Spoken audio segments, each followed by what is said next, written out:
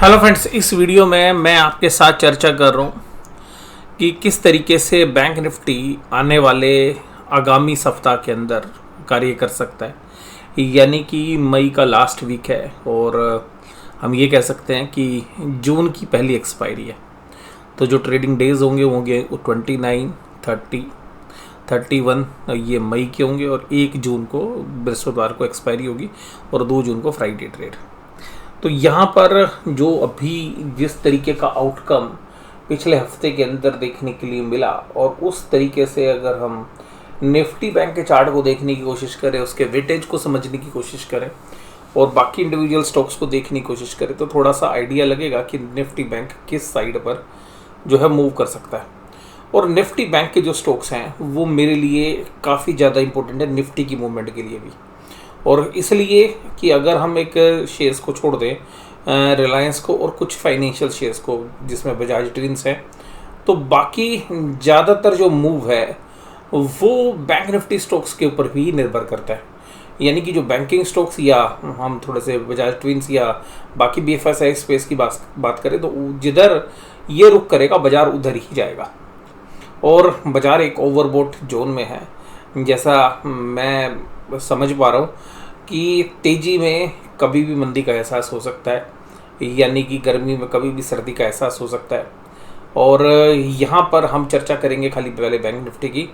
तो bank Nifty की weightage को समझिए। देखिएगा, बैंक निफ्टी की पूरी वेटेज का 65% और अप्रोक्सीमेटली 66 ही है, 66% अप्रोक्सीमेटली 65.79 वेटेज केवल 3 टॉप बैंक्स का है। और अगर 5 बैंकों की बात करें तो 5 बैंकों का वेटेज 86.92% है। यानी कि हम ये कह सकते हैं कि मोटा मोटी जो 5 बैंक हैं वो ही निफ्टी बैंक को मूव कराते हैं। जो बाकी बैंक हैं, जो 7 और बैंक हैं, फिर वो क्या करते हैं सर? देखिए, वो एक सेंटिमेंट क्रिएट करते हैं। हालांकि वेटेज है उनका भी, लेकिन मोर और लेस वो है एक सेंटिमेंट क्रिएट करने का काम करते हैं बजाय के एक्चुअल बहुत बड़ा पार्टिसिपेशन उनका हो। तो देखिएगा किस बैंक का कितना बड़ा पार्टिसिपेशन है। तो 3 बड़े बैंक है जिनका पार्टिसिपेशन आपके सामने। सबसे नंबर 1 पर है HDFC बैंक, नंबर 2 पर है ICICI बैंक, नंबर 3 पर है स्टेट बैंक ऑफ इंडिया। चौथे 5वें नंबर पर बारी आती है कोटक महिंद्रा बैंक और एक्सिस बैंक की। लेकिन मैं इस वीडियो में इन 5 बैंकों की तो चर्चा करूंगा, साथ में मैं 2 और बैंकों को इनकॉर्पोरेट करूंगा। जो छठे नंबर पर है इंडसइंड बैंक 3.09 और एक शेयर आज की डेट में लाइमलाइट में है वो है AU स्मॉल फाइनेंस बैंक जिसका 1.62% वेटेज है। तो हम इन शेयर्स की चर्चा जो है इस वीडियो में करेंगे आपके साथ। तो सबसे पहले देखिएगा हम HDFC बैंक का डेली चार्ट देखते हैं। देखिएगा HDFC बैंक का जो डेली चार्ट है वो HDFC बैंक का जो डेली चार्ट है वो क्या इंडिकेट कर रहा है। एक MSCI की रीबैलेंसिंग की एक न्यूज़ आई थी तकरीबन 15-20 दिन पहले। उस दिन एक गैप डाउन हुआ और उसके बाद HDFC बैंक ने पुल बैक किया और पुल बैक के बाद बेशक से बैंक निफ्टी एक रेंज में चल रहा है, लेकिन इस शेयर्स ने एक नीचे का रुख जो है किया हुआ है। लेकिन यहाँ पर लास्ट में एक पैटर्न जो है वो बन रहा है, वो हैमर पैटर्न बन रहा है। जनरली एक डाउनफॉल के बाद एक कोई हैमर बनता है तो वो एक रिलीफ रैली या हम ये कह सकते हैं कि एक ट्रेंड रिवर्सल का भी संकेत दे रहा है। तो हो सकता है कि आपको थोड़ा बहुत रिलीफ यहाँ पर HDFC बैंक में देखने के लिए मिले। लेकिन इसके साथ अगर हम टेक्निकल के साथ थोड़ा सा फंडामेंटल जोड़ने की कोशिश करें, HDFC बैंक और HDFC लिमिटेड का मर्जर हो रहा है और वो मर्जर हमें उम्मीद है कि जुलाई तक या जून के एंड तक जो है वो अनाउंस हो जाए। तो जो बड़े प्लेयर्स हैं वो HDFC बैंक और HDFC लिमिटेड में जो है थोड़ी सी एडजस्टमेंट कर रहे हैं, क्योंकि बहुत सारे म्यूचुअल फंड्स के पास दोनों पोर्टफोलियो में है। बहुत सारे जो एक्सचेंज ट्रेडेड फंड है जो निफ्टी में ट्रेड करते हैं, तो निफ्टी में जो वेट है वो चेंज हो सकता है, उसके बाद उनको अपने पोर्टफोलियो में ETF में चेंज करना पड़ सकता है। तो हो सकता है कि कुछ ऐसी चीज़ें हैं जो एक्सचेंज की एडजस्टमेंट की वजह से HDFC बैंक को नीचे धकेल रही हैं। दूसरा एक रीज़न जो है हमें समझ में आता है कि कुछ जो अरेंजमेंट्स है या जो मर्जर होगा वहाँ पर कुछ ऐसी असेट्स हैं जिनका राइट ऑफ HDFC बैंक की बैलेंस शीट में होगा, जिसकी वजह से कुछ नेट असेट्स वैल्यू जो है वो शेयर्स की यानी कि इक्विटी शेयर्स की घट सकती है। तो उसी ओवरहैंग का हमें लग रहा है कि जहाँ पर इस शेयर्स के अंदर एक MSCI की न्यूज़ के बाद एक नेगेटिव जो है क्रिएट हुआ इसके लिए, और दूसरा हमें अनवाइंडिंग नज़र आ रही है इसकी। लेकिन देखिएगा इतने बड़े सेल ऑफ के बाद एक हैमर जो बनता है नीचे से, तो वो एक इंडिकेशंस देता है कि हाँ भाई यहाँ पे ट्रेंड रिवर्सल हो सकता है। लेकिन अगर हम कल के प्राइस एक्शन को देखें तो जो फ्राइडे के सेशन में प्राइस एक्शन था वो वीक था, और HDFC बैंक तब चला लास्ट में जब ये लगा कि भाई निफ्टी को आज होल्ड कराना है, और निफ्टी में जो ऑपरेटर्स हैं वो बड़े एक्टिव थे, तो बैंक निफ्टी स्टॉक्स ने भी परफॉर्म करना शुरू किया, और वहाँ पे HDFC बैंक को आप इग्नोर नहीं कर सकते। तो ये जो पुल बैक है, ये अगर उस कड़ी में अगर हम जोड़ दें कि भाई ये खाली निफ्टी की एडजस्टमेंट करने के लिए किया गया था, तो फिर ये एक हैमर कैंडल नहीं बनती, तो फिर मजा जो है वो दूसरा होता इस चार्ट का। तो हालांकि अभी देखिएगा जो चार्ट पे मैं वही बात कर रहा हूँ, तो यहाँ पर एक थोड़ा सा एक रिलीफ रैली टाइप जो है HDFC बैंक में देखी जा सकती है।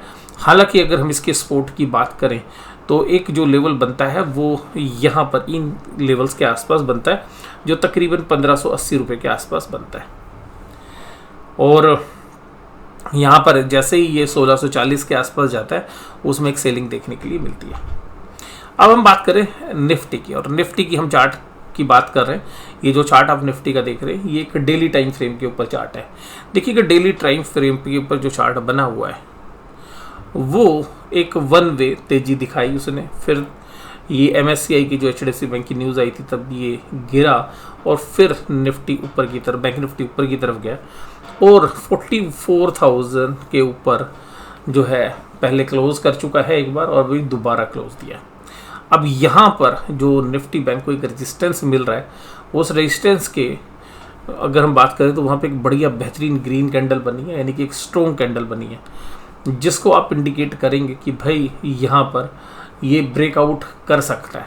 और ये शायद चर्चा भी होगी कि अब निफ्टी में ब्रेकआउट की तैयारी है, क्योंकि मीडिया में ऐसी देखिए चार्ट के हिसाब से बात कर रहे हैं, वो सिमिलरली बात करेंगे कि भाई हाँ अब एक निफ्टी बैंक ब्रेकआउट करेगा। और लेकिन मैं अभी ये मानता हूँ कि देखिएगा अगर हम एक बॉक्स को देखने की कोशिश करें, इस बॉक्स के अंदर अभी जो है बैंक निफ्टी चल रहा है, तो जब तक इस बॉक्स के बाहर नहीं निकलेगा तो मैं मानता हूँ कि 50-50% चांस है, क्योंकि ऊपरी लेवल से बार बार बाजार इस बॉक्स के अंदर काम कर रहा है। तो हो सकता है कि आपको ऊपर से फिर दोबारा से इस बॉक्स के अंदर काम करता हुआ नजर आए नेक्स्ट वीक के अंदर। यह है निफ्टी बैंक का जो वीकली चार्ट। अब निफ्टी बैंक का वीकली चार्ट अगर आप देखें वीकली टाइम फ्रेम पे, तो ये पैटर्न जो है बन रहा है वीकली चार्ट पे, और वीकली चार्ट का पैटर्न कुछ और बयां कर रहा है। वीकली चार्ट फ्रेम के अंदर, वीकली चार्ट फ्रेम में यानी कि जो वीक का फ्रेम है वो क्या बन रहा है, देखिएगा इस तरीके का जो वीकली टाइम फ्रेम में जब पैटर्न बनता है और ऊपर टॉप के ऊपर एक हैंगिंग मैन पैटर्न जो है बन रहा है यहाँ पे, तो एक हैंगिंग मैन पैटर्न एक तेजी के बाद अगर हम पिछले 7-8 जो है वीक की बात करें तो आपको मोस्टली कैंडल ग्रीन ही नज़र आएंगी, और वहाँ पर एक टॉप पे एक कैंडल फॉर्म हो रही है, और वो कैंडल जो है एक hanging man type of pattern है। तो ये जो कैंडल होती है ये ट्रेंड रिवर्सल का साइन होती है। तो यहाँ से काफ़ी अच्छे चांसेस लग रहे हैं कि एक रेजिस्टेंस भी है, एक रेंज बाउंड मार्केट भी है ऊपर से। हालांकि देखिए HDFC बैंक मैंने सबसे पहले इसीलिए कवर किया क्योंकि HDFC बैंक एक ओवरसोल्ड जोन में है। जिस तरीके से निफ्टी ओवरबॉट जोन में है, वहीं पर HDFC बैंक ओवरसोल्ड जोन में है, तो वो हो सकता है कि वो प्रोटेक्ट करे इसके डाउन साइड को। लेकिन एक हैंगिंग मैन पैटर्न बन रहा है, और उसके बाद काफ़ी ब्राइट चांसेस हैं अगर हम डेली टाइम फ्रेम के साथ देखें कि एक ऐसा पैटर्न यानी कि M टाइप ऑफ पैटर्न जो है डेवलप हो सकता है। तो वीकली चार्ट के ऊपर भी जो है हमें ऐसा लग रहा है कि यहाँ से ट्रेंड रिवर्सल की अच्छी खासी संभावना है। तो ब्रेकआउट के साथ साथ ट्रेंड रिवर्सल अगर आप वीकली चार्ट पे देखें तो ऐसा लग रहा है कि ट्रेंड रिवर्सल होगा। डेली चार्ट के ऊपर देखेंगे तो एक अच्छी क्लोज हुई है, और उस क्लोज के साथ हमें ये देखना है कि क्या इस रेजिस्टेंस को पार करेगा या नहीं करेगा। और हालांकि अगर रेजिस्टेंस को पार भी करता है तो बहुत बड़ी अपसाइड अभी हम एंटिसिपेट नहीं कर रहे, क्योंकि निफ्टी में भी मल्टीपल टाइप्स ऑफ रेजिस्टेंस आपको, जहां पर निफ्टी बेशक से ब्रेकआउट करा है, बट एक 18,500 से लेके 18,800 तक काफ़ी रेजिस्टेंस है। और निफ्टी बैंक ने आउट परफॉर्म किया है और एक कोई मेजर प्रॉफिट बुकिंग अभी ड्यू है बैंक निफ्टी में, तो उस वजह से मुझे नहीं लगता कि इस एरिया को बहुत तेजी से जो है क्रॉस कर पाएगा निफ्टी। और इस दायरे को भी पार करने में निफ्टी को पूरा 1 महीना लग गया है, पूरे 250 पॉइंट के अंदर कवर करने में निफ्टी को 1 महीना लग गया। यानी कि जो मतलब आप ये कह सकते हैं कि जो मूवमेंट है, जो प्राइस एक्शन है, वो भी वीक पड़ रहा है। तो जो मोमेंटम है वो वीक पड़ रहा है, और यहाँ पर वीकली चार्ट फ्रेम में hanging man pattern trend reversal के संकेत दे रहा है। अब बात करते हैं आईसीआईसीआई बैंक की। देखिएगा आईसीआईसीआई बैंक की जो कैंडल है वो उसको बड़े गौर से देखिएगा। आईसीआईसीआई बैंक के अंदर जो कैंडल है वो बहुत ही जबरदस्त डेली चार्ट के ऊपर एक ग्रीन कैंडल बनी है, लेकिन अपने रेजिस्टेंस एरिया के पास, क्योंकि यहाँ पर 3 कैंडल पहले भी विद्यमान है, तो वहाँ पर ये बयां कर रही है कि रेजिस्टेंस दोबारा फेस होगा। मैं उससे ज़्यादा थोड़ा सा नीचे आपका ध्यान आकर्षित करना चाहूँगा, नीचे का मतलब नीचे वॉल्यूम्स की तरफ। देखिएगा ये पैटर्न आप देखेंगे, ये जो पैटर्न्स है यहाँ पर, ये निफ्टी के वॉल्यूम्स तकरीबन एवरेज वॉल्यूम के आसपास रहते थे। अभी भी अगर इन 3 कैंडल्स को देखेंगे, जब ये बाजार गिर रहे थे, निफ्टी यानी कि आईसीआईसीआई बैंक थोड़ी सी कमजोरी दिखा रहा था, तो नॉर्मल वॉल्यूम के साथ या एवरेज वॉल्यूम के ऊपर ही ट्रेड हो रहा था। लेकिन कल की जो ग्रीन कैंडल है उसमें वॉल्यूम तो 50% ही था, यानी कि जो तेजी हुई वो विदाउट वॉल्यूम हुई। और विदाउट वॉल्यूम तेजी जनरली सस्टेन नहीं करती है। तो विदाउट वॉल्यूम जो है लास्ट कैंडल बनी है, तो अगर हम इसको इंडिकेट करें तो आईसीआईसीआई बैंक अब इन्हीं लेवल्स के आसपास कभी भी सेल होने के लिए आ सकता है। अब बात करते हैं कोटक महिंद्रा बैंक की। अब कोटक महिंद्रा बैंक में भी देखिएगा, जब ये बाजार में गिरावट हो रही थी, कोटक महिंद्रा ऊपर से सेलिंग आ रहा था, तो जो ट्रेड था वो नॉर्मल वॉल्यूम के साथ चल रहे थे, एक दिन को छोड़ दे तो। अब कल ये हैंगिंग मैन पैटर्न बना, नीचे से एक अच्छी रिकवरी हुई, बेशक से कैंडल रेड है, लेकिन ये जो हैंगिंग मैन पैटर्न है ये भी जो है इंडिकेट कर रहा है, क्योंकि ये काफ़ी लंबे समय से देखिएगा आउट परफॉर्म कर रहा था। बैंक निफ्टी में देखिएगा किसी ने आउट परफॉर्म किया तो कोटक महिंद्रा बैंक ने नहीं किया है। तो अब ये एक hanging man type of pattern बन रहा है, लेकिन यहाँ पर भी वॉल्यूम कम है। यानी कि कल जो प्राइस रिकवरी आई, वॉल्यूम कल कोटक महिंद्रा बैंक में भी कम था। तो जब तक ये वॉल्यूम नहीं लौटेगा तो तब तक ये सस्टेनेबिलिटी ब्रेकआउट की हमें नहीं लग रही है। उसके बाद देखते हैं एक्सिस बैंक, जिनका वेट है, मैं उन्हीं बैंकों की बात कर रहा हूँ। अगर हम एक्सिस बैंक की बात करें, हालांकि वैसे वही बचा हुआ है, अब हम अगर एक्सिस बैंक की बात करें तो एक्सिस बैंक देखिएगा पिछले 5-6 दिन से इंडेक्स को मैनेजमेंट करने में भरपूर योगदान दे रहा है। लेकिन इस पूरे भरपूर योगदान में, जो पिछले 5 दिन का भरपूर योगदान, हालांकि 2 कैंडल रेड भी हैं, लेकिन इस पूरे 5 दिन में जब बाजार रोका गया है, तब आप इसके वॉल्यूम देखिएगा, पूरे 5 के 5 दिनों में जो ट्रेडिंग वॉल्यूम है वो एवरेज ट्रेडिंग वॉल्यूम से कम चल रहा है। तो ये भी इंडिकेट कर रहा है कि बाजार यहाँ पर वॉल्यूम खोता जा रहा है, यानी कि अब बायर का जो इंटरेस्ट है वो कम होता जा रहा है। तो यहाँ पर भी एक रिवर्सल के संकेत है। अब बात करते हैं एसबीआई के। देखिएगा इस शेयर्स ने इतना आउट परफॉर्म नहीं किया, मतलब ये जो है ये, मतलब अगर बैंक निफ्टी को अब किसी ने चलाना है तो वो जिम्मेदारी एसबीआई के कंधों पे है और एचडीएफसी बैंक के कंधों पर है।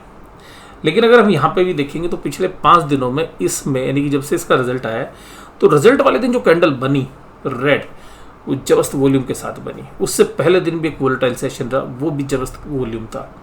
यानी कि 2 जबरदस्त वॉल्यूम के बाद शेयर प्राइस ऊपर जा नहीं रहा है और वॉल्यूम नीचे घटते जा रहे हैं। तो यहाँ पर भी एक वीकनेस है। तो कुल मिलाकर ओवरसोल्ड जोन के अंदर एक शेयर है जो है एचडीएफसी बैंक। तो एचडीएफसी बैंक जो है शायद बैंक निफ्टी को रोकने की पूरी कोशिश कर सकता है, क्योंकि वो एक ओवरसोल्ड जोन में। बाकी जो शेयर्स हैं वहाँ पर आपको एक प्रॉफिट बुकिंग देखने के लिए मिल सकती है। अब मैं बात करता हूँ कुछ छोटे बैंकों की। हालांकि आजकल ये बड़े बैंक हैं, बड़े बैंक इसलिए हैं क्योंकि इन्होंने पूरा बैंक निफ्टी का सेंटीमेंट बना रखा है। ये देखिएगा एयू स्मॉल फाइनेंस बैंक की चार्ट, 12 तारीख अप्रैल का महीना, ये बनती है बड़ी वाली कैंडल। इस कैंडल के बाद अगले दिन फिर एक बढ़िया कैंडल, फिर एक छोटी ग्रीन कैंडल, और फिर थोड़ी सी प्रॉफिट बुकिंग, फिर नीचे वापस आया, और फिर देखिएगा 26/4 से एक तरफा तेजी। लेकिन इस एक तरफा तेजी में आपको जो चीज़ बयां करेगी वो बताता हूँ आपको। ये देखिएगा एक बड़ा वॉल्यूम था, उसके बाद ये वॉल्यूम ठीक ठाक वॉल्यूम थे यहाँ पर।